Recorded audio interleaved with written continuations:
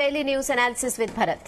జల వివాదంపై చర్చ రాకముందే తెలంగాణ అసెంబ్లీ రచ్చరచ్చైంది. మూసీ సుందరీకరణపై చర్చలో అధికార విపక్ష సభ్యులు వ్యక్తిగత దూషణలకు దిగారు. కడుపు నిండా విషమంటూ కేటీఆర్ పై సీఎం రేవంత్ విరుచుకుపడ్డారు. సీఎం కు కౌంటర్ ఇచ్చిన హరీష్ రావు మూసీ కంపు కంటే రేవంత్ నోటి కంపే ఎక్కువని విమర్శించారు. ఇక అసెంబ్లీ సెషన్ మొత్తం బహిష్కరించింది బీఆర్ఎస్. పాలమూరు ప్రాజెక్టుపై చర్చించే దమ్ము లేకే కేటీఆర్ హరీష్ పారిపోయారని మంత్రులు ఆరోపించారు. కాంగ్రెస్ బీఆర్ఎస్ డ్రామాలాడుతున్నాయని బీజేపీ మండిపడుతోంది. ఇరిగేషన్ చర్చకు బీఆర్ఎస్ దూరంగా ఉండటం కరెక్టేనా? అసెంబ్లీలో అసలేం జరిగింది? ఈ అంశాలపై అనాలిసిస్ చేద్దాం. Yes, good evening Bharat. Good evening. So మొత్తానికి ఈ సెషన్ కంప్లీట్ గా బహిష్కరించేశారు. సో ఇదే ఎంతవరకు కరెక్ట్? అసలు ఇది ఎక్స్పెక్టెడేనా? అంటే ఈ సెషన్ లో కేసీఆర్ ఉండడం అనుకున్నాం, మొత్తం బీఆర్ఎస్ లేకుండా వాళ్ళు బాయ్కాట్ చేసి వచ్చేసారు. ఇదంతా కూడా స్ట్రాటజీ. నేను చెప్పాను మొన్న, ఏంటంటే మైండ్ గేమ్. ఒకళ్ళకి మించి ఒకళ్ళు మైండ్ గేమ్ ఆడుతున్నారు. రేవంత్ రెడ్డి మైండ్ గేమ్ ఆడుతుంటే కేసీఆర్ ఇంకో రకంగా మైండ్ గేమ్. ఇప్పుడు ప్రధాన ఉద్దేశం బీఆర్ఎస్ ఏం కనిపిస్తుందంటే, పాలమూరు రంగారెడ్డి మీద చర్చ పెడితే స్పీకర్ జనరల్ గా ఎక్కువ అధికార పక్షానికి, మంత్రులకి, ముఖ్యమంత్రికి సమయం ఇస్తాడు. తాము అవకాశం ఎక్కడైతే ఇంటర్వ్యూన్ అవుదాం అనుకుంటున్నప్పుడు అప్పుడు మైక్ కట్ చేస్తాడు. కాబట్టి ప్రభుత్వం ఎక్కువ వెళ్తుంది. Power point presentation Uttam Kumar రెడ్డికి ఇచ్చారు.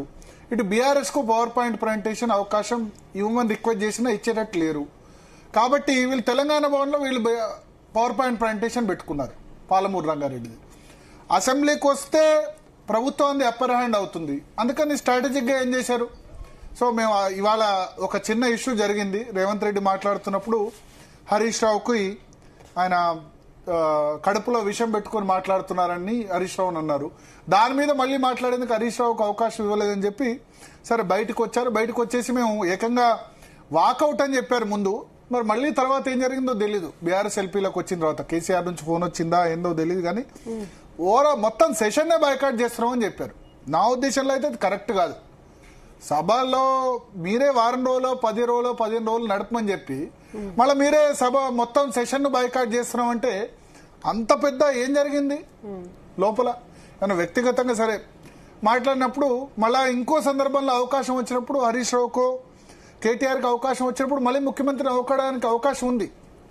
ఒకరోజు ఆ సందర్భంలో గంట సేపు బాయ్కాట్ చేసి వస్తున్నారేమో అనుకున్నారు. కానీ ఎంటైర్ సెషన్ బాయ్కాట్ అంటే దానికి అర్థం లేదు. బీఆర్ఎస్ చేసింది చాలా తప్పు స్ట్రాటజీ అని నేను అంటా. వాళ్ళు చేసింది కరెక్ట్ కాదు. సభలో ఎండగట్టాల్సిన అవకాశం ఉంది. పాలమూరు రంగారెడ్డి ఇష్యూ వచ్చినప్పుడు మీరు 27,000 కోట్లు కదా, మీరు 2 సంవత్సరాల్లో ఎంత ఖర్చు పెట్టారు అని చెప్పి రేజ్ చేయడానికి అవకాశం ఉంది. బట్ వాళ్ళ ఉద్దేశం ఏంటంటే వన్ సైడ్ చేస్తే కనుక సభ ఎవరు చూడరు బీఆర్ఎస్ లేకపోతే అని అనుకుంటారు. బట్ ఆబ్వియస్లీ రేపు రేవంత్ రెడ్డి వాళ్ళంతా కూడా బీఆర్ఎస్ ను ఎండగట్టేందుకు అవకాశం ఉంది. వీళ్ళు తెలంగాణ భవన్ లో వీళ్ళు పవర్ పాయింట్ ప్రజెంటేషన్ పెట్టి ఉంది. ఏదేమైనా 2 తెలుగు రాష్ట్రాల్లో ఈ పరిస్థితి బాగాలేదు. అంటే అసెంబ్లీలో అటు జగన్ రాడు, చంద్రబాబు ఉన్నప్పుడు చంద్రబాబు కూడా రాలేదు జగన్ ఉన్నప్పుడు. ఇక్కడ అంతే అదే విధంగా చేస్తున్నారు. అప్పుడు కేసీఆర్ ఉన్నప్పుడు 103 మంది ఎమ్మెల్యేలు అటువైపే, మిగిలింది ఇక 15 మందో 16 మందో. వన్ సైడ్ సభ అన్నది అంటే సభను సరిగ్గా యూజ్ చేసుకోవట్లేదు. ఇక మిగిలింది భారతీయ జనతా పార్టీ, ఎంఐఎం వాళ్ళు మాత్రమే ఉంటారు.